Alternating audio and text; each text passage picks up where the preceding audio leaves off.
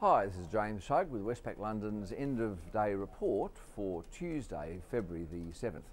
Another day of negative sentiment in equity markets. Blame the Greeks again. I mean, this time it's not so much the ongoing negotiations between the Greek government and the creditors that's the issue.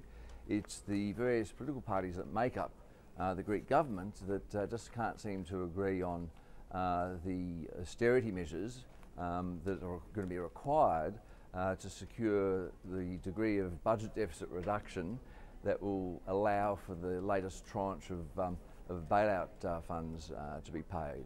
Now, I mean, if I were a Greek politician, I'd just agree to whatever is required and then simply not achieve it. At least you get the money to avoid the default, the disorderly default that's probably going to come in March if they don't get the funds. That's the status quo at the moment. So there's still this significant risk of a disorderly default and all the problems that might bring just down the road in a few weeks' time. And that was certainly the main negative factor for markets today. But there was some disappointing data too. In the UK, the British Retail Consortium reported their second worst January since the mid-90s in terms of sales, with a sharp fall in the annual pace of sales in January compared to December. Suggesting that the UK consumer is not doing much at the start of 2012, and of course recall that the last quarter of 2011 was a recessionary quarter, a contractionary quarter. So that's a little piece of further piece of evidence that suggests that the UK may in fact be in recession at the moment. German industrial production fell almost 3% in December. It was the fourth month in 5 without a rise. The annual pace of industrial production growth in Germany is now just 0.9%, which is pretty much the pace it was running in the first couple of quarters of the recession back in 2008, ahead of the global trade collapse when production plunged subsequently by 20-25% compared to the previous year. So yet again, we're getting evidence that from the German economies in recession. We're seeing it in terms of retail sales data, industrial production, orders, and some business surveys.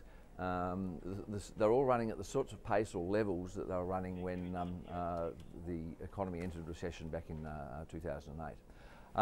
So that didn't help. In the US, we had a sixth straight rise in consumer sentiment, as reported by IBD, TIPP. It was a February number.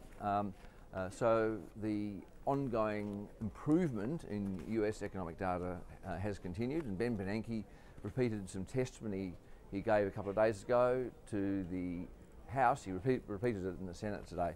Kind of looking through the good data, I've got to say, and still saying there were serious underperformance in the US labour market, and the Fed was very worried about the long-term unemployed and so on, and focusing on those sorts of issues.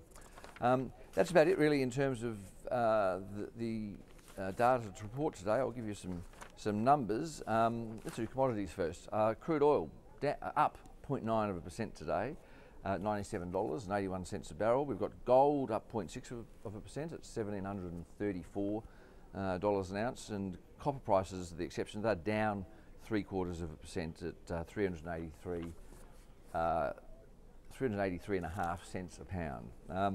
And on the currency front, the Aussie dollar is just above 1.08 against the US dollar, 1.0802.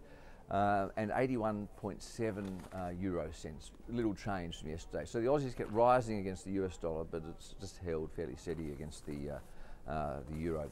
Equity markets, it's just coming up to 4 o'clock in London, doing this a bit early today, so European markets haven't closed, but where they stand at the moment, we've got the FTSE down 0.4%, French markets down 0.3%, the Germans are off 0.6%, and the Italians down 1/3%. And the Dow is off 0.1%. It's at 12,832 an hour and a half into trading. That's it for today's report. A lot of chit-chat in the office about the Reserve Bank's decision not to cut interest rates yesterday, and certainly the journos in the press that we've seen are now sharpening their knives or getting ready to have a bit of a round of speculation, shall we say, about what follow through the various retail banks might make in terms of their mortgage rates. That's it from me though. I'll be back same time tomorrow.